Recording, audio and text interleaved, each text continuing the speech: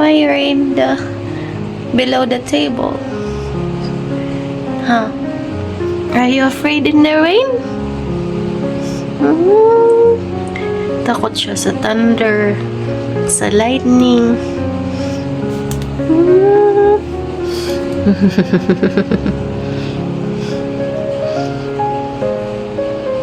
Shush naman, ang cute naman yan. So, mag-start na yung klase ko. Mag-login na tayo, guys. So, guys, mag-login na tayo kasi 9:32 na. 9:30 yung klase ko. So, via online lang naman siya, guys. So, ano natin? Login muna tayo. Tingnan natin kung may klase na tayo, guys. Hala, ba't ganito? Na-log out. Yun lang tayo. And then, 9:30 to 11:30 yung ating class, guys.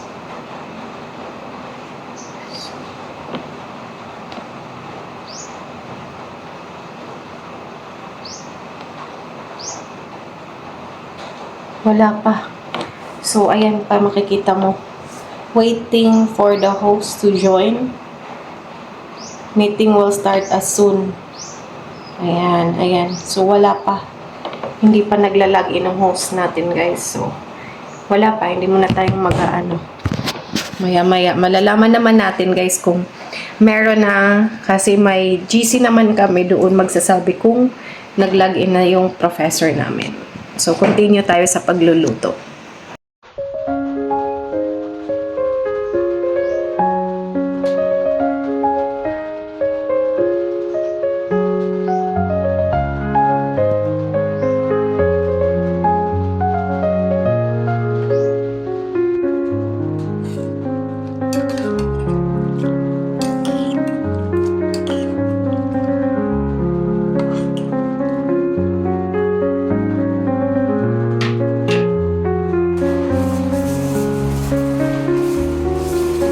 Ayan na yung delivery. Ito na yung rice, yung chicken and liver.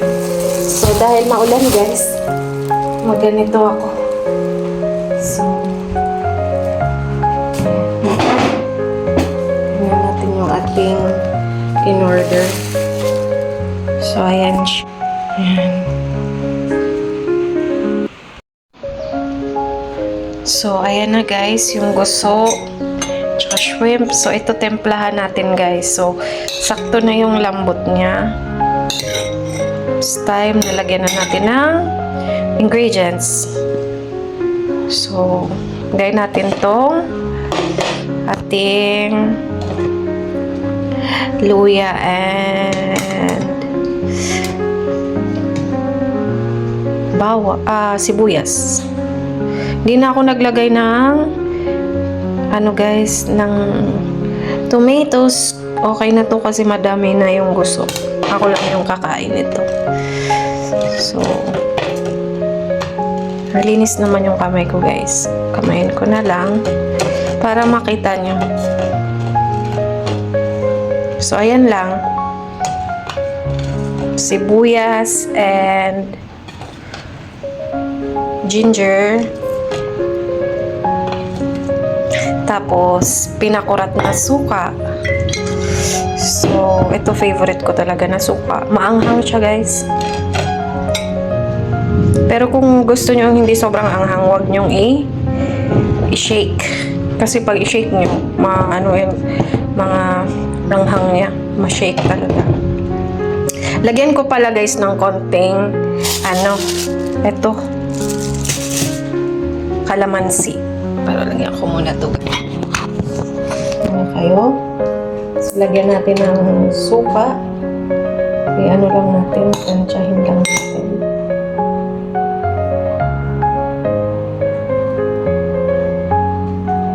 Huwag masyadong madami. Yan. 2.5 lang na suka. And then, mag-create tayo ng kalamansi. So, ayan na, guys, yung ating kalamansi, na natin.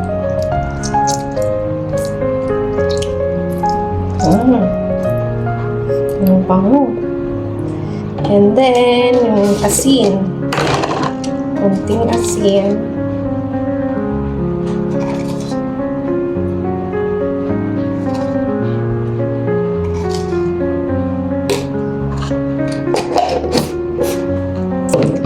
Bango guys. Sobrang bango. Tingnan. Sarap. Ang yummy na. Parang ang sarap na kumain.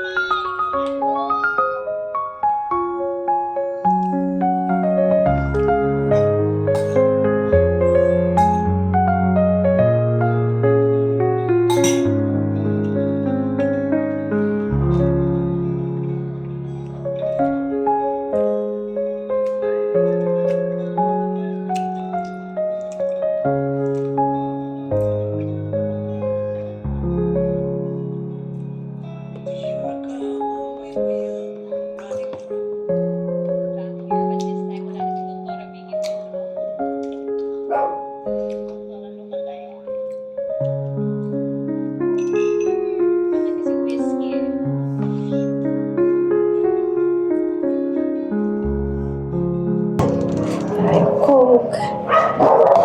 Ayaw.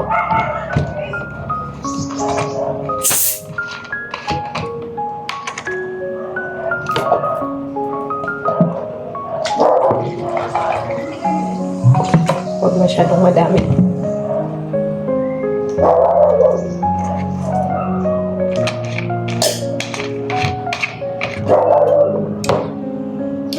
Sarap.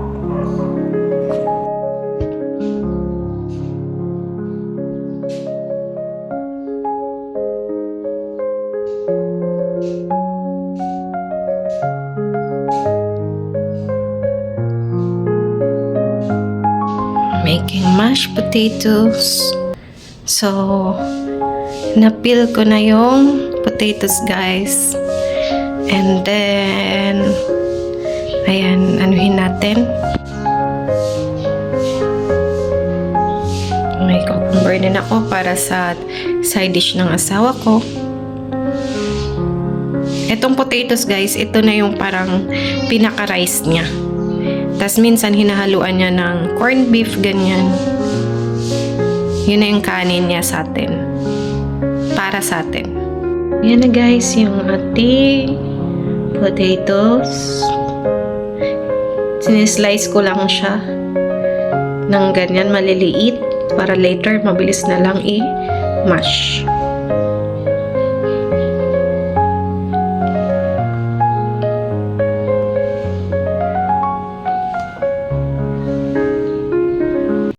Kumukulo na.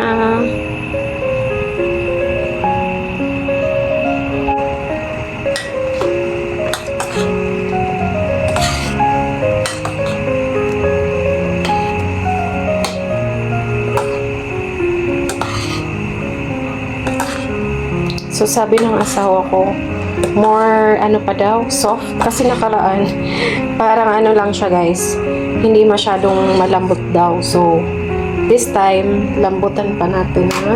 Patagalin pa natin para mas soft siya. Hinaan lang natin ng konti. Ayan.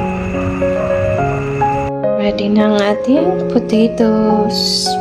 Na-boil na natin yan, guys. And then after, lagyan natin ng fresh milk.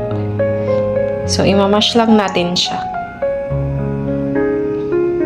Gamit ang kutsara kasi wala pa akong pang-mash. So, kutsara muna.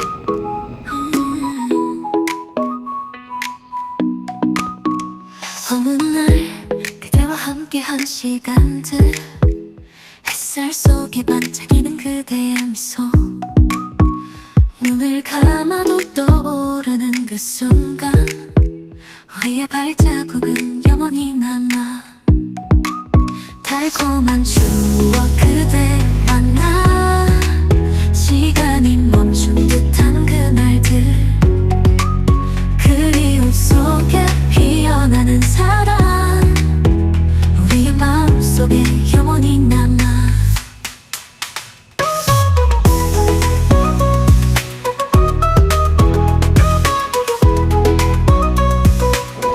Snowy's food is ready. And then guys, dahil nangangati siya, may gamot siya sa pangangati. Ito ihahalo natin sa kanyang food at ito ipapakain after kumain. So ito muna. So ayan siya. And then ginagawa ko, tinutusok ko siya para mahalo kasi hindi naman niya to kayang lunukin. Ay, sorry. Sayang. Snowy will eat this. Ay, sayang man yun. Talsik ko man. 그리움 속에 피어나는 사랑 우리의 마음속에 영원히 남아 Uy.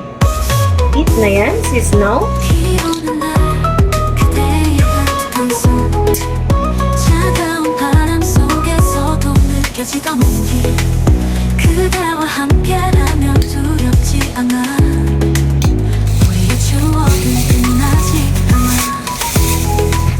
달콤한 추억 그대와 나 시간이 멈춘 듯한 그날 그대와 나 그리움 속에 피어나는 사랑 우리의 마음속에 영원히 남아 Ubus na guys. Yan na lang natira. 다시 만나 추억 속에 살아가